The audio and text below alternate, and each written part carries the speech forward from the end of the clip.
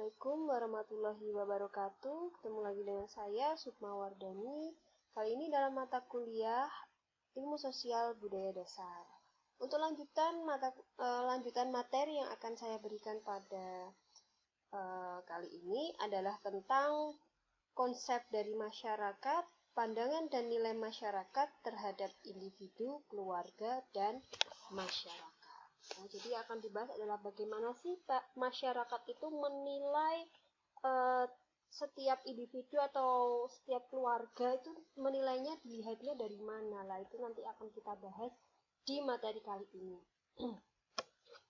Yuk lanjut. Untuk yang pertama adalah tentang konsep masyarakat.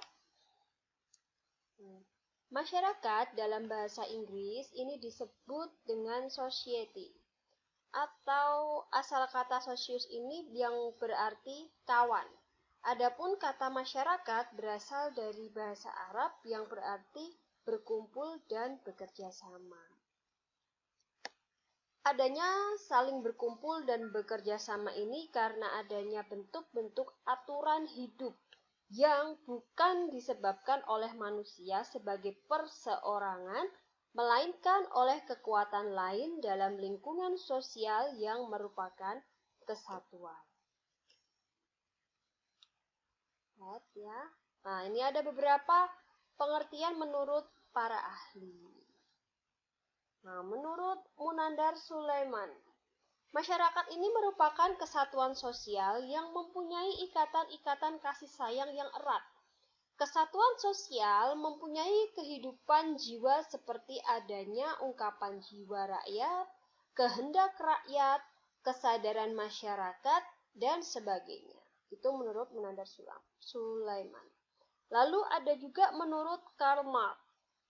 Menurut Karl Marx, ini masyarakat adalah suatu struktur yang menderita suatu ketegangan organisasi atau perkembangan akibat adanya pertentangan antara kelompok-kelompok yang terbagi secara ekonomi.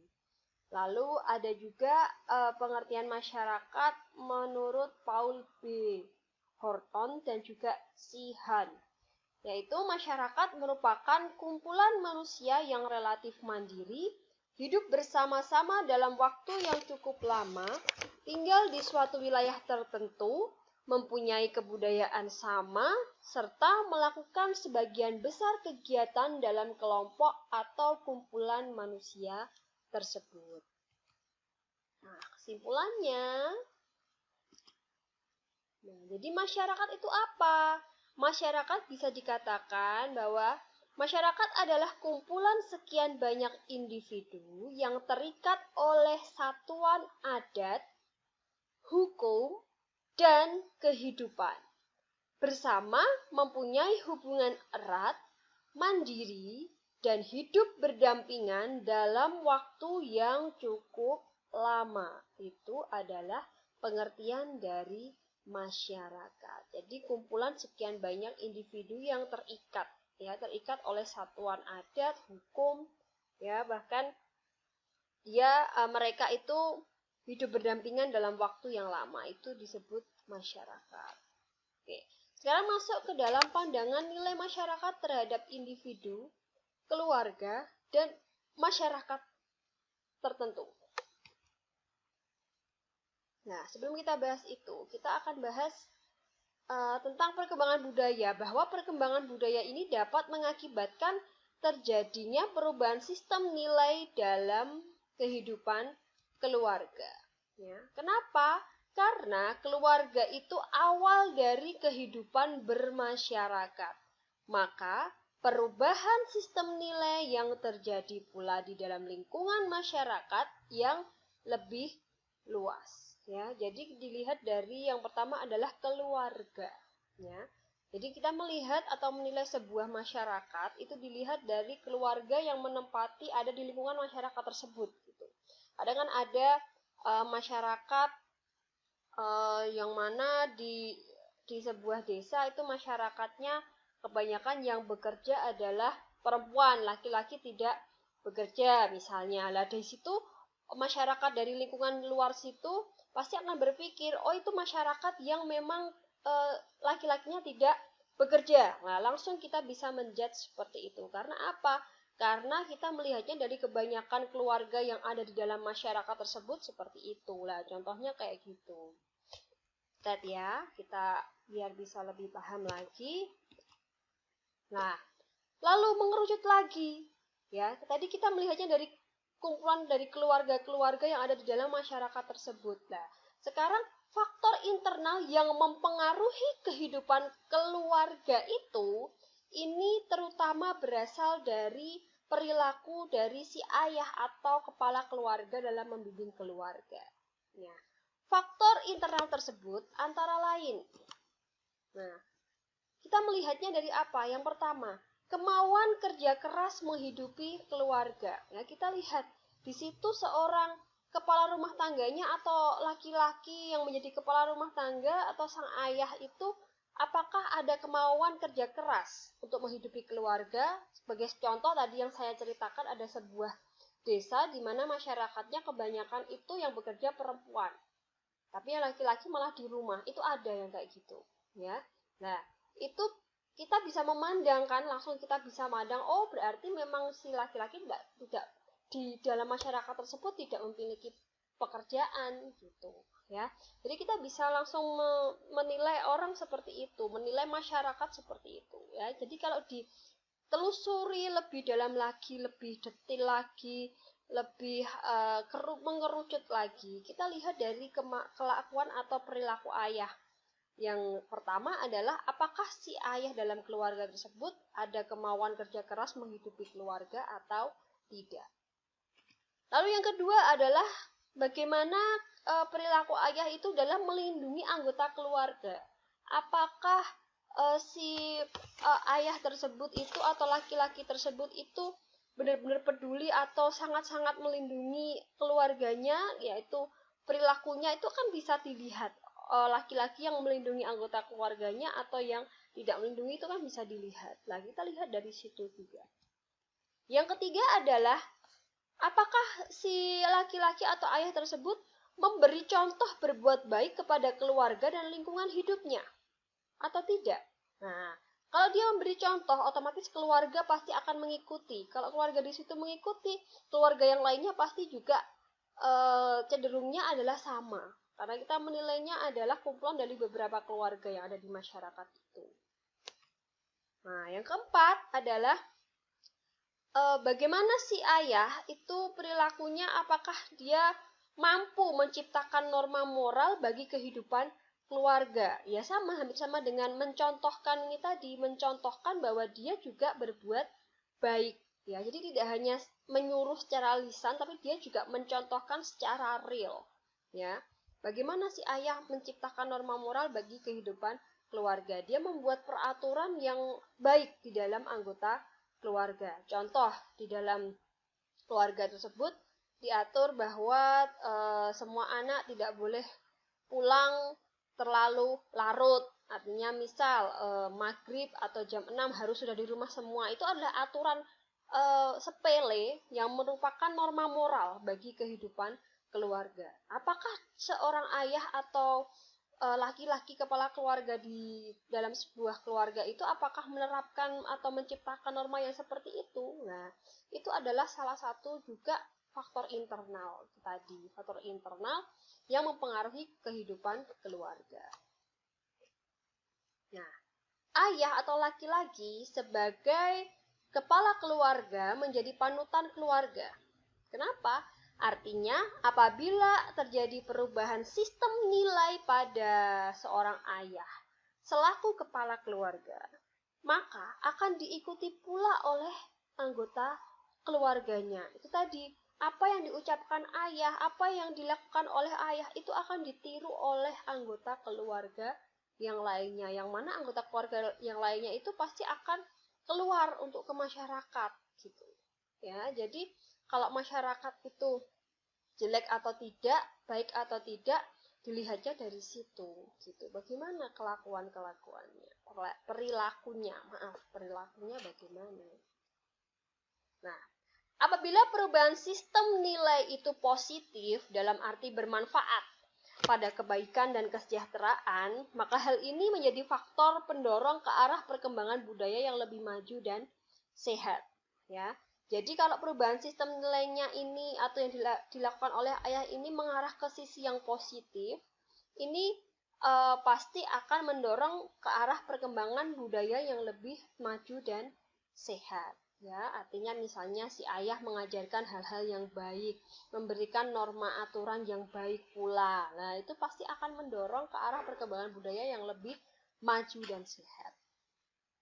Nah, kehidupan keluarga tersebut ya itu dapat menjadi contoh nantinya bagi masyarakat luas di luar sana yang memandang keluarga itu. Nah, itu tadi. Makanya kita melihat atau memandang seorang individu, seorang masyarakat atau keluarga itu ya dilihatnya dari keluarga yang ada di dalam masyarakat itu. Bagaimana perilaku keluarganya gitu.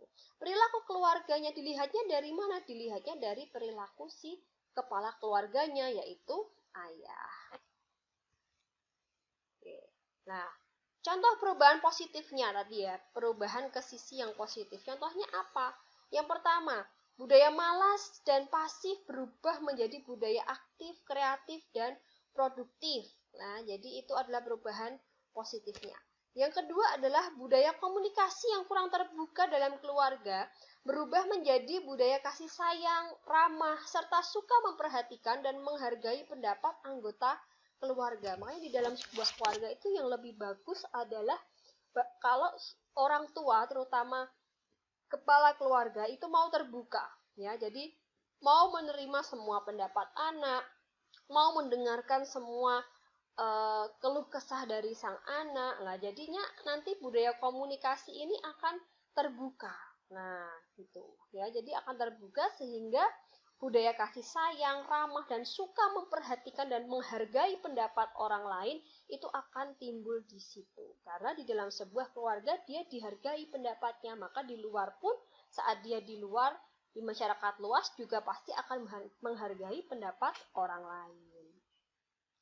Nah, sebaliknya, apabila perubahan sistem nilai ini yang dicontohkan oleh ayah selaku kepala keluarga itu negatif, atau akibat pengaruh dari faktor eksternal mungkin, nah ini artinya akan merusak tata kehidupan keluarga yang sudah baik.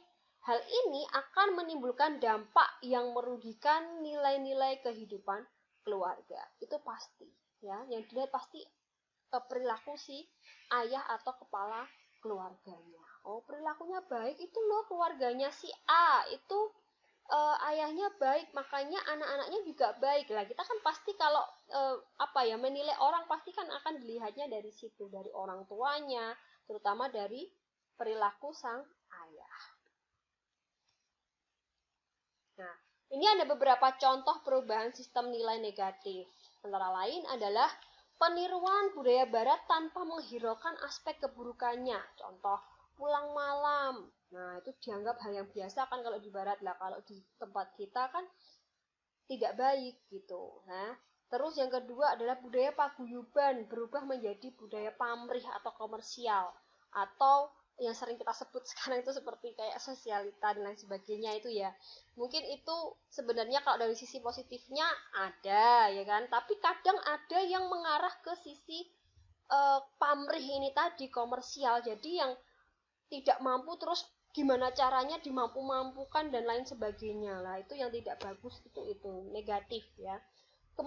Yang ketiga adalah kemauan kerja keras yang produktif berubah menjadi suka bersantai dan konsumtif. Lah ini yang juga tidak bagus ya. Jadi kita harus produktif. Ya, jangan terlalu banyak bersantai dan tidak boleh konsumtif. Lalu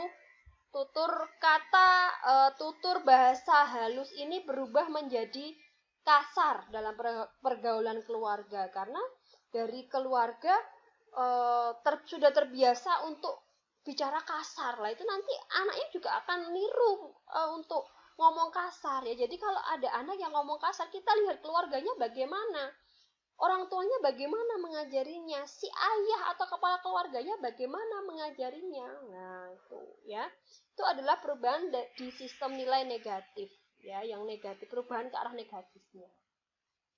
Itu yang harus kita hindari ya.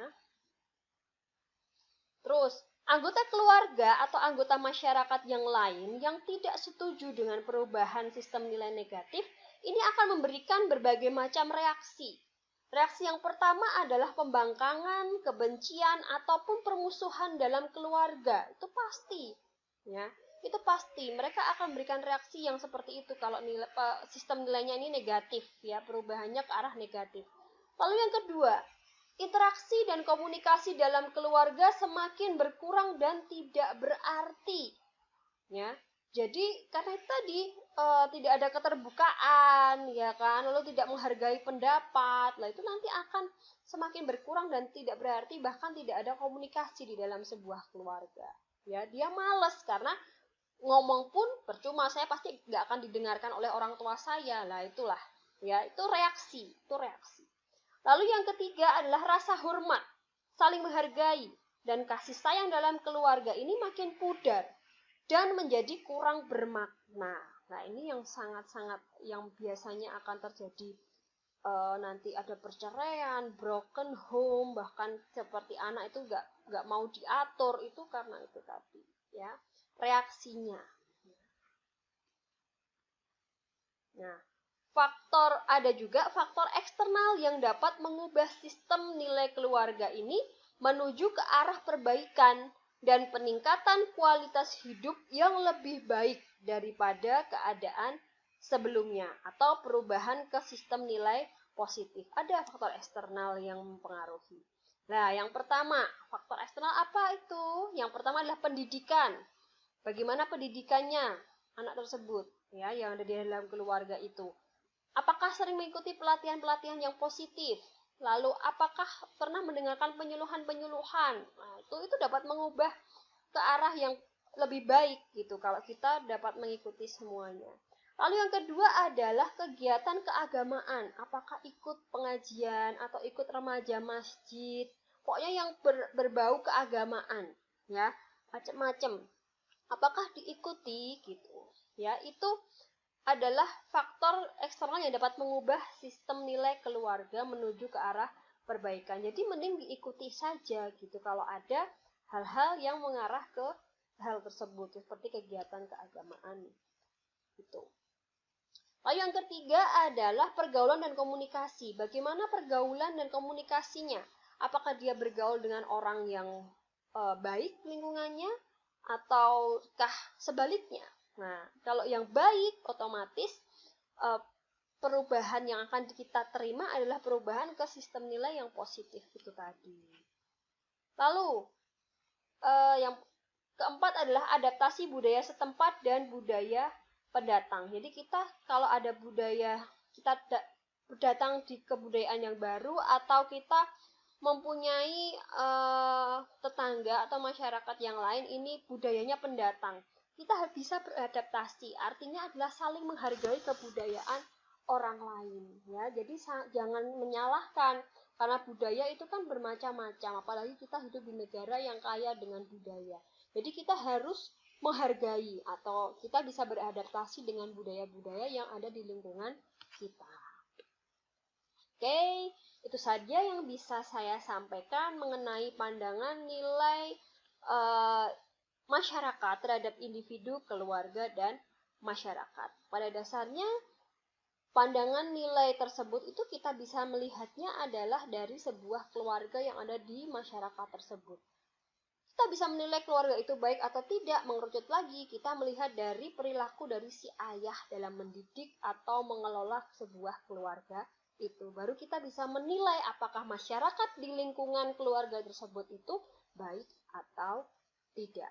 Oke, itu saja yang bisa saya sampaikan. Terima kasih. Kita ketemu lagi dengan video selanjutnya di materi perkuliahan berikutnya. Jangan lupa like, komen, dan subscribe untuk yang belum subscribe. See you. Assalamualaikum warahmatullahi wabarakatuh.